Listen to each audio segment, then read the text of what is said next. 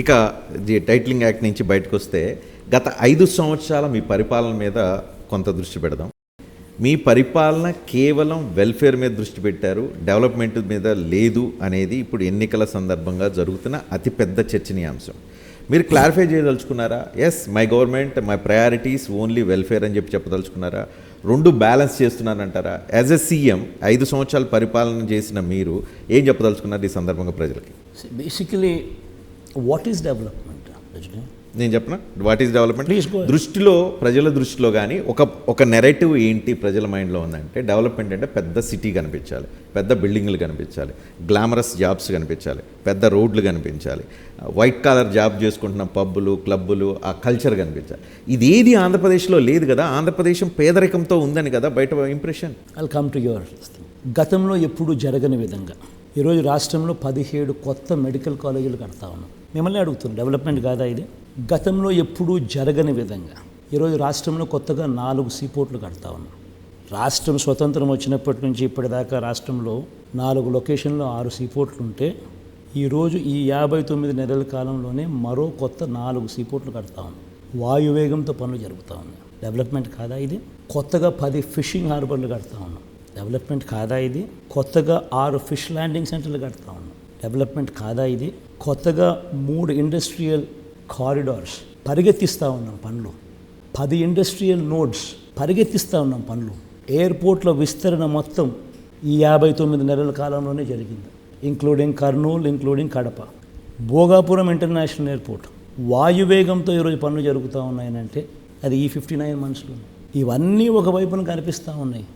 ఎంఎస్ఎంఈస్కు మన ప్రభుత్వం ఇచ్చినంతగా సపోర్టు ఈ 59 మంత్స్లో వచ్చినంత సపోర్ట్ గతంలో ఎప్పుడు ఎక్కడ రావాలి. ఈజ్ ఆఫ్ డూయింగ్ బిజినెస్లో నెంబర్ 1 స్టేటస్ కన్సిస్టెంట్లీ ఆంధ్ర రాష్ట్రం మెయింటైన్ చేస్తూ ఉంది. ఇన్ఫ్యాక్ట్ ఈజ్ ఆఫ్ డూయింగ్ బిజినెస్లో మార్పులు చేశారు.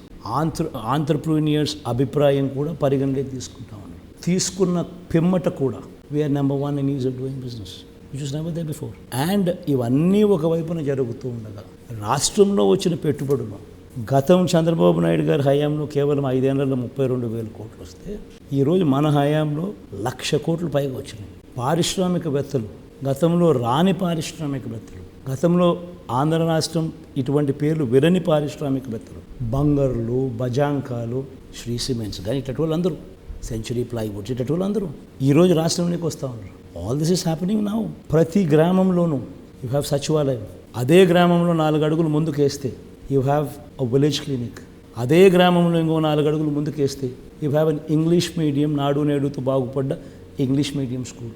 అదే గ్రామంలో ఇంకొక 4 అడుగులు వేస్తే you have an RBK, Rythu Bharosa కేంద్రం. అదే గ్రామంలో you will see fibre grid now with 3,000 నిర్మాణంలో ఉన్న డిజిటల్ లైబ్రరీలో. ఇవన్నీ కళ్ళ ఎదుటే కనిపిస్తూ ఉన్న డెవలప్మెంట్. ఎక్కడెక్కడో నేను మాట్లాడడం లేదు, ఏమేమో చెప్పడం లేదు. నేను చెప్పే ప్రతి మాట కళ్ళ ఎదుట కనిపించే డెవలప్మెంట్. మరి ఎందుకు చాలామందికి ఎందుకు కల్పించడం లేదు? అది చూడాలని లేనప్పుడు కనిపించదు. పచ్చకామరులకు లోకమంతా పచ్చగానే కనిపిస్తుంది. ఆ మాదిరిగా చూడాలని లేనప్పుడు, ఎస్పెషలీ మన కర్మ ఏందనంటే ఇక్కడ యుద్ధం ఏం జరుగుతూ ఉందనంటే, వీళ్ళు పేరుకే మీడియా, వీళ్ళు associate partners of Chandrababu Naidu. అన్ఫార్చునేట్గా వీళ్ళకు మనం చేసే ఏ మంచి కనపడదు. పైగా అబద్ధాలు, వక్రీకరణలతో మనం చేసేదాన్ని కూడా డైల్యూట్ చేసి వేరే రకంగా ట్విస్ట్ చేసి రాసేవాళ్ళు వీళ్ళు. సో ఇటువంటి నెగటివ్ మీడియాతో యుద్ధం చేస్తూ ఉన్నప్పటికీ కూడా జరుగుతూ ఉన్న అభివృద్ధి అయితే ప్రతి చోట కనిపిస్తూనే ఉంటుంది.